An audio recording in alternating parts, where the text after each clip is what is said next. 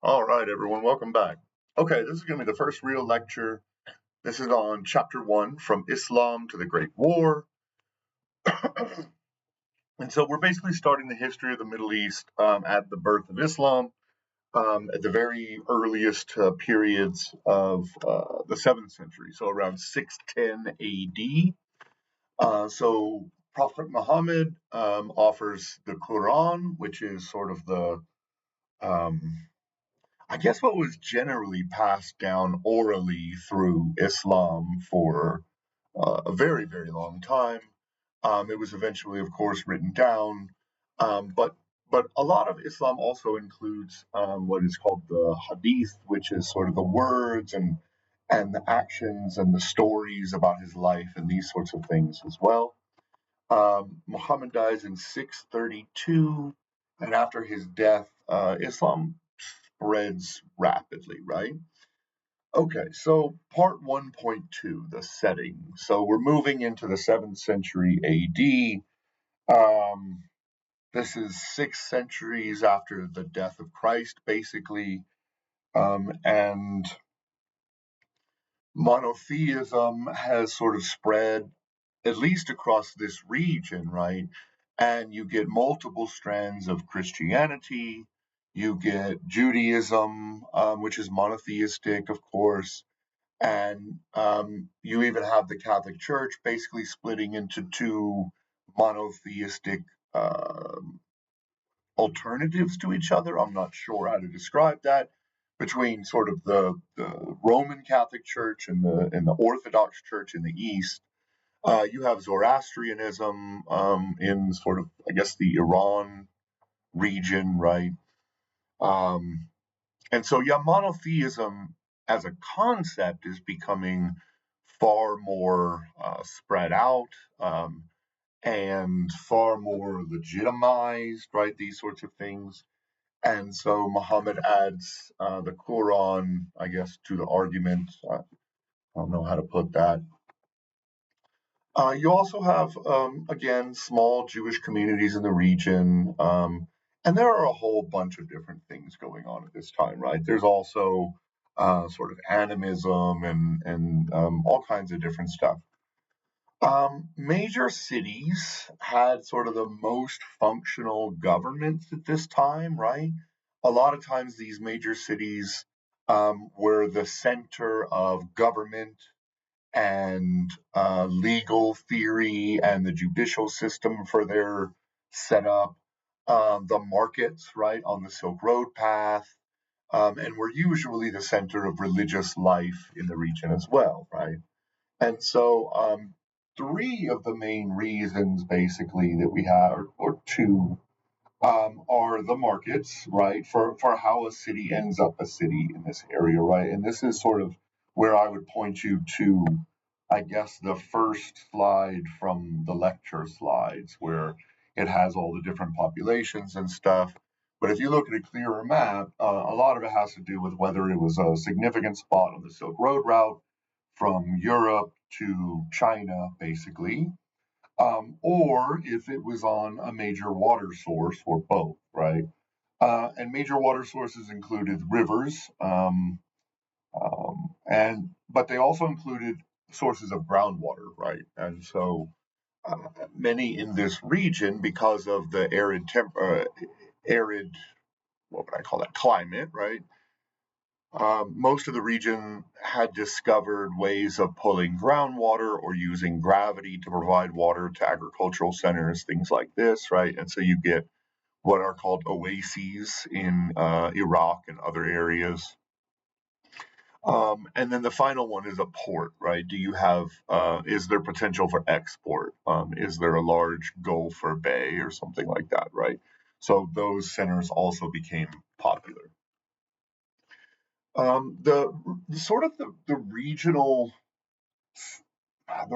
power, the city that was deemed to be the most powerful, shifted quite often in this region, right? Whereas it not hasn't necessarily in Europe, where like London and Berlin and Paris are the major centers, or arguably in Asia, where Beijing and Tokyo, etc., Seoul, Korea are the major centers and have been for a long time.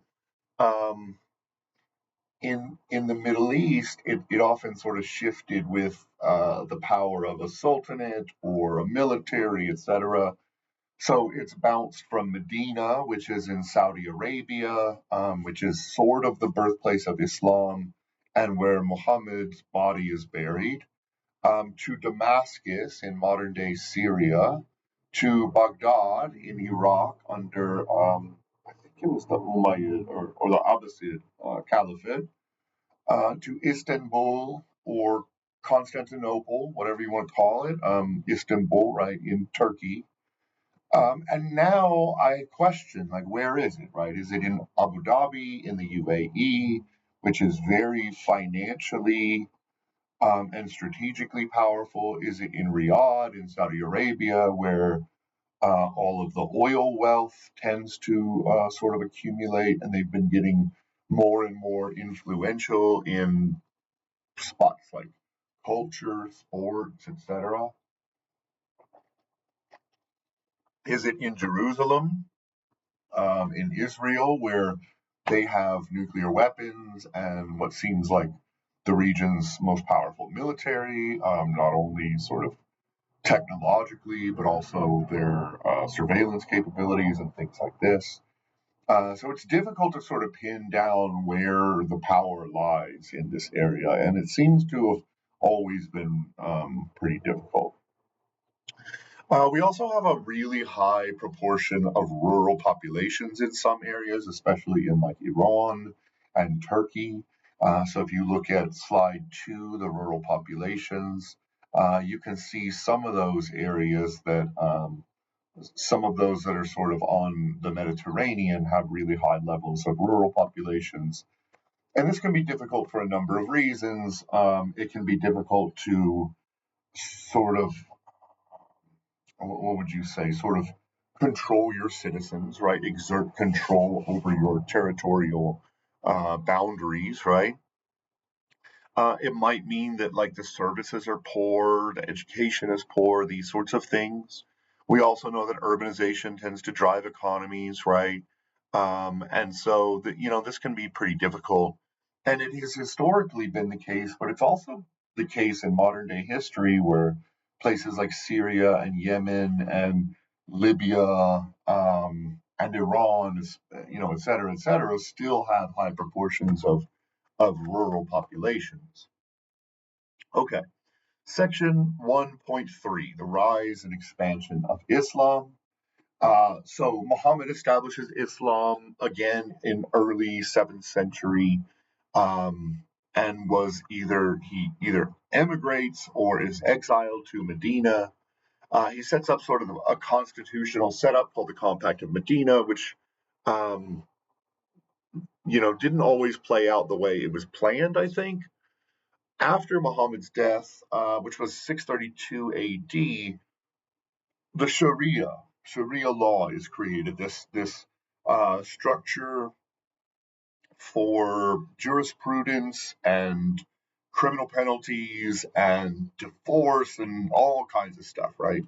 And it's based in basically four things: the Quran, the Sunnah or the Hadith, the deeds and actions of Muhammad himself, the ijma, the consensus of sort of the clerics, and then finally the qiyas, which is what they call analogical reasoning. And this means like taking analogies from Muhammad's life and behaviors and discussions and all of these sorts of things, and then analogizing that to a present day situation, right, in criminal court or family court or whatever it might be. Okay, just the five basic pillars of Islam. The first, you have to sort of proclaim the belief in Islam and Muhammad as his prophet. Second, you have to pray 5 times per day in the direction of Mecca. You have to fast, especially at Ramadan, which is sort of a month-long contemplative and communal period, right? Where you fast and you give thanks and these sorts of things. Alms to your community or the tithe, basically a percentage of your income goes back, I guess, into not the church, the mosque, goes into the mosque and then is redistributed as alms to the poor and things like that. And then the fifth pillar is the Hajj. You have to take, if you're able in your life, you were supposed to take a trip to Mecca, and this is called the Hajj. Okay, excuse me. We touched on a little in the introduction about like the social cohesion that was brought about because of Islam and the Arabic language and all of these sort of shared customs, right? And in a sense, Catholicism shared this in many ways, but the Protestant vision post Martin Luther did not, right? Because Protestantism basically is about rejection of the rote behavior of Catholicism and all of these sorts of things, right? And it was a much more sort of individualist approach to the relationship with God than is arguably Catholicism or Islam, right? Um, and maybe not even in the approach to God, but the shared customs and these sorts of things, right? And Islam literally means submission, right? Submission to God. And community is a big part of Islam as well. Okay, so Muhammad dies in 632. Islam just spreads like wildfire, right? So Damascus in Syria falls in 635. Jerusalem falls in 638. Alexandria in Egypt falls in 642. Iran is overwhelmed in 653. Most of North Africa has fallen, the Berber region by 661. And then Islam starts to take over spots like Cordoba, Spain in the early 700s in 712, right? And so Islam is just spreading not only east, but also west and north. Um, and it becomes sort of the predominant cultural institution in the region after about, I don't know, the middle of the 7th century. Okay, so once Muhammad dies, there becomes a bit of a schism. Um, the leadership of what's called the Ummah, or the sort of Muslim community, is handed over to the Rashidun, or what is known as the rightly guided ones. And these were four men who were very early followers of Muhammad, right? And so the the leadership of Islam is passed down to Abu Bakr, Umar, Uthman, and Ali. The latter two are later killed, and civil war, sort of within the religion, starts to erupt, especially in the Saudi Arabia region where Mecca and Medina are. And you get the Shiites or the partisans, and you get the Sunnis or the traditionalists. And so there are arguments about the bloodline, whether you have to be directly related to Muhammad to be a leader of the Ummah.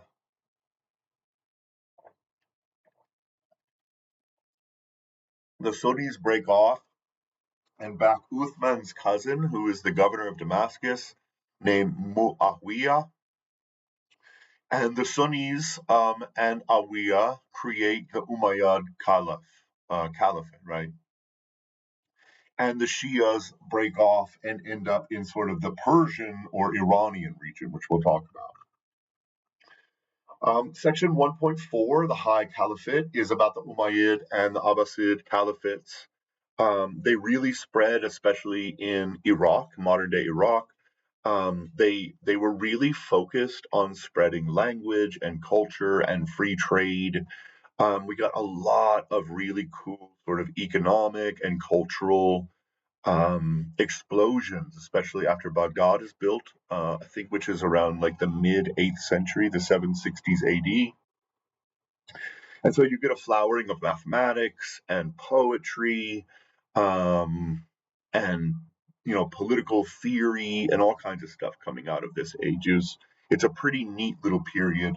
It wasn't all that long lasting, right? Because the Abbasid Caliphate falls apart.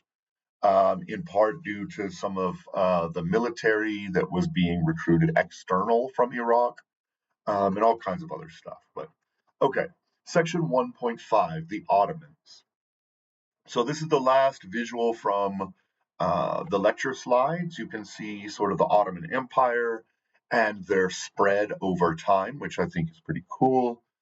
They start to really decline in the 18th century, so the 1700s, and they're basically near collapse by the end of the 19th century. They've been sort of hammered in military defeats by the Habsburg Empire and some other surrounding powers. Europe is starting to make them look very weak. They were unwilling to sort of adapt militarily or strategically. And so they were still trying to line up like musket soldiers and this kind of stuff, and new military technology and tactics by the Europeans really threw them off, right? And they were losing a lot. They also had really high level of corruption and poor discipline at the end, toward the end of the Ottoman Empire under the Janissary system, where they hired basically like mercenaries, but it really started to collapse as well. There was not very great economic or institutional reform, right, during the 17th and 18th, the 1700s and 1800s in Europe.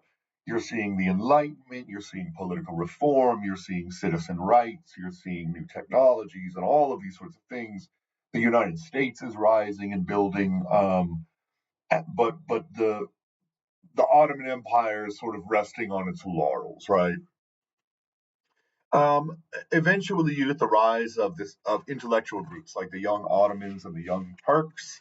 They're putting pressures on their rulers, especially about monarchism and about theocracy and these sorts of things.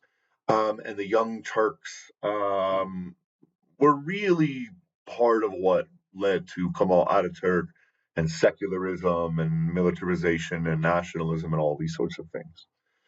To be fair, though, all empires were dying at this stage, right? The Habsburg Empire wasn't doing all that much better. The Kahars in Iran were collapsing and would collapse in the early 20th century. Russia's Tsarist system was collapsing. Nicholas II was an absolute nightmare.